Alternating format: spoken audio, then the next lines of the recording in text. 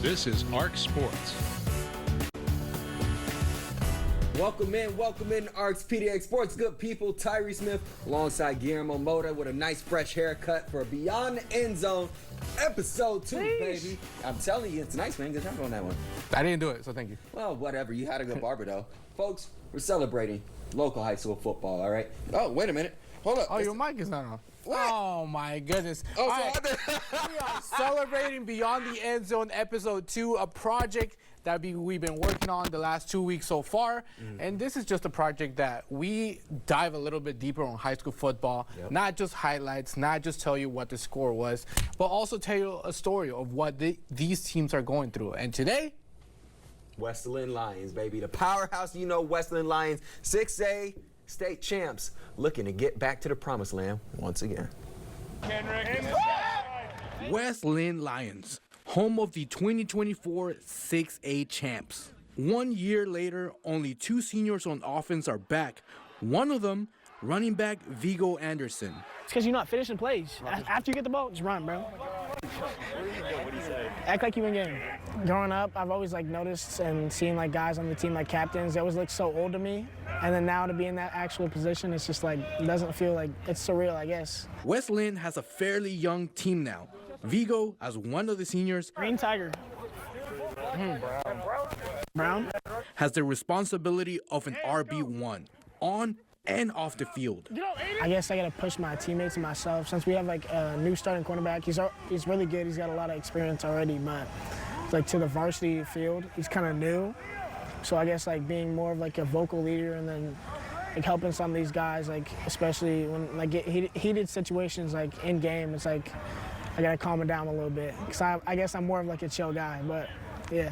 You need to go some 10, bro, dang. On the defensive side, they still have a dog, a 4-star one that is. Yeah, I know. I don't even know. No, full offense. No, you weird for liking offense. Josiah Molden is only a junior, yet he's one of the leaders. The roster turnover from the championship team last year is clear as day, but the culture, that remains the same. We lost a lot of leaders, so I feel like that was a big part. But I feel like the culture stays the same. I mean, obviously, the culture from the seniors got passed down to us, and we still live it through.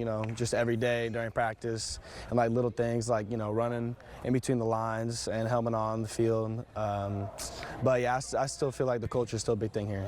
And that culture is simple. Lock in every single game. Treat every snap like it's your last, and most important, do not underestimate your opponent. A message Captain Viggo is passing down to the young ones. We'll just keep going. Honestly, sometimes it gets tough, either you're sick or you just don't feel like playing. Just keep going, because I really miss when I was younger, or last year in my sophomore year, playing with older guys and just learning after them. And I sometimes I took days off or whatever, but it really catches up to you, so just don't take it for granted. And yes, culture remains the same, but you still have to build chemistry within the group. More everybody's more interconnected, and I feel we got a lot of that chemistry, because when we're younger, in the 7th or 8th grade, freshman year, this is basically this team's combined. So I feel we got a lot of chemistry and we got a lot of stuff going for us. Chill, bro. Hey, let's go ahead. Shout out Tyson, bro. Shout out Tyson, yes, sir. Shout out Shane Peters. We just, just talk. Just the people we don't really know. I mean, a lot of us know each other, but just for the people that don't know each other, it's just really good setting to just eat with each other and just talk and just chat it up.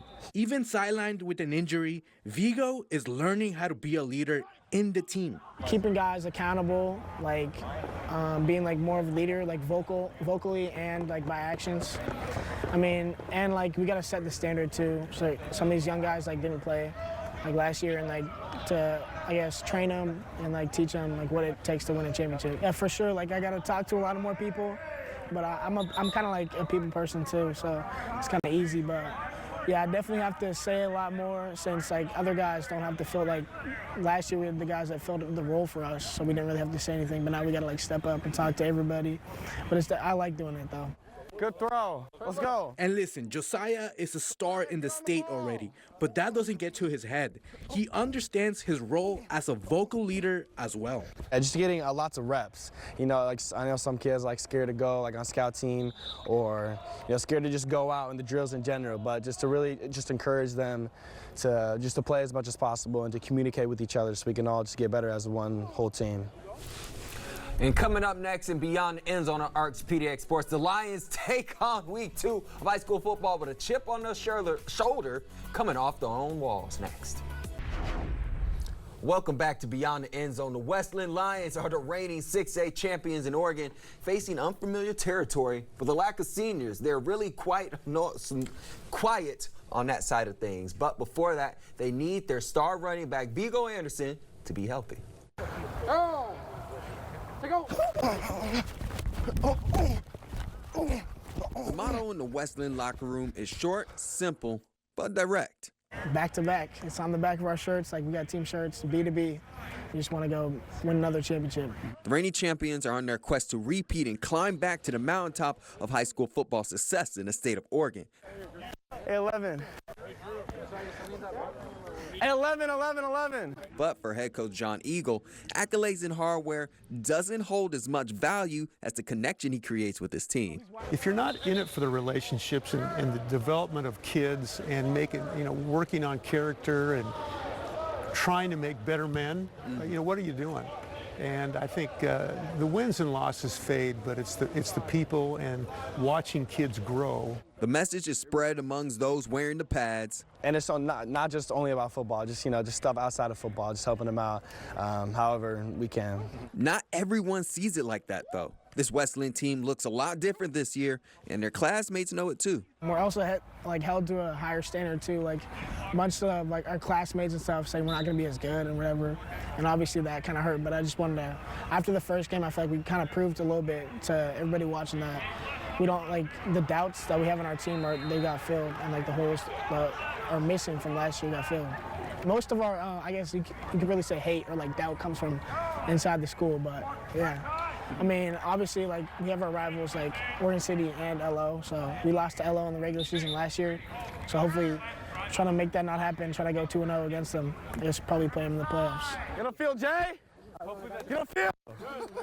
Yes, sir. It just might be even more motivation for them in the Big 2025.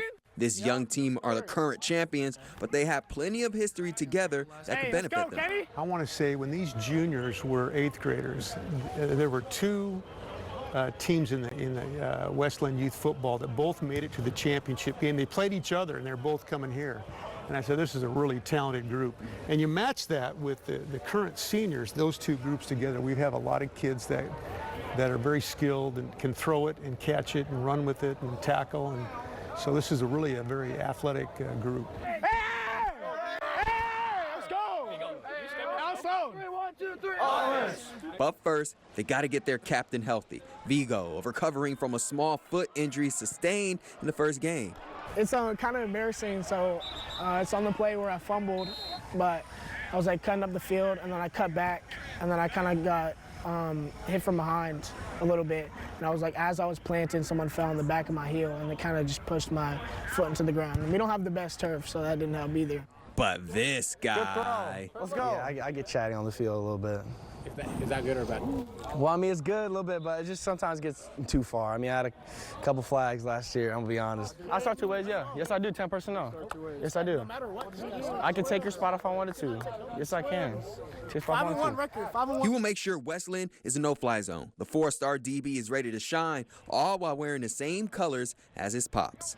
It's right before the game, just talking to him, I just feel at home, when I'm talking. It's just such a blessing to have my dad as one of the coaches, and just remembering my technique, just to fall back on that, and just to bring other people up. I mean, if they're nervous or they got any questions, I want to be there for them. Josiah is only a junior with a mature mind and advanced skills, so buckle up, folks, or else he might do it for you.